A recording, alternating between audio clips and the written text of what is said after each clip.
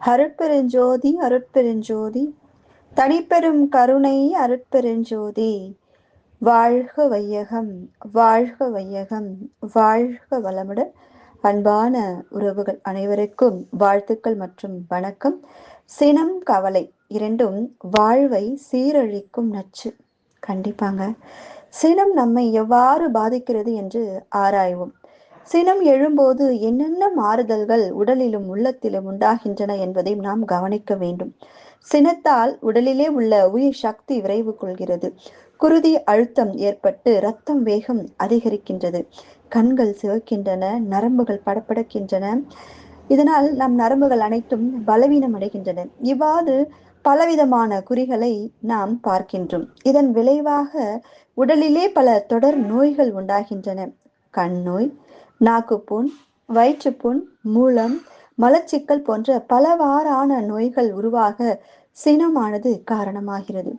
ஏனெனில் சினம் எழும்போது நம்முடைய ஜீவகாந்த சக்தியானது அதிகமாக வெளியேற்றப்படுகிறது. ஜீவகாந்த சக்தி வெளியேறிட்டால் அது உடலையும் தாக்கும், மனதையும் கெடுக்கும்.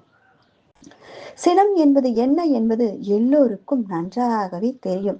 சினமானது எவ்வளவு கொடியது என்பதும் ஒவ்வொருவருக்கும் ஒவ்வொரு விதத்திலே அனுபவமாக கிடைத்திருக்கும்.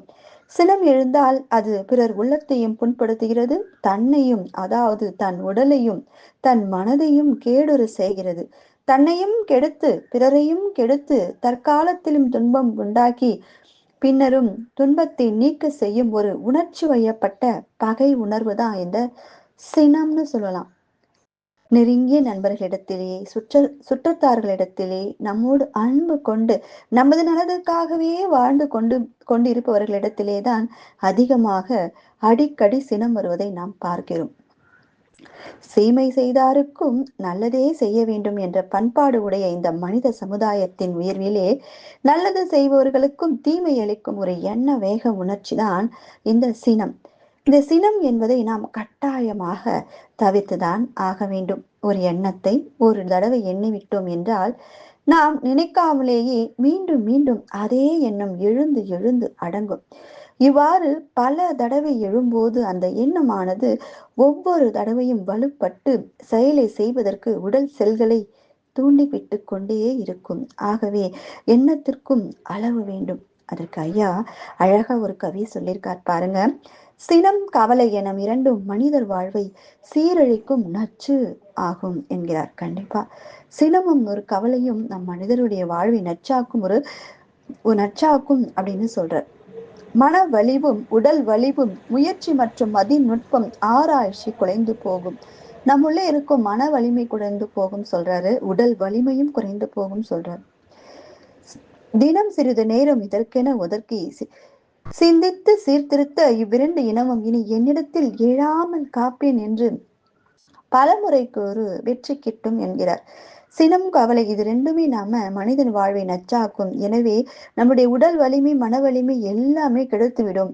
அதால நாம சிறிதனம் இதற்கென நேரம் ஒதுக்கி இனிமேல் சினம் எழாமல் என்னுடன் காப்பேன் என்று பலமுறை நாம் சொல்லிக்கொண்டே இருக்கணும். அப்போ வெற்றி என்பது தானாகவே கிட்டும் என்கிறார். அதாவது தவம்தான் தற்சோதனைக்கு உதவுகிறது.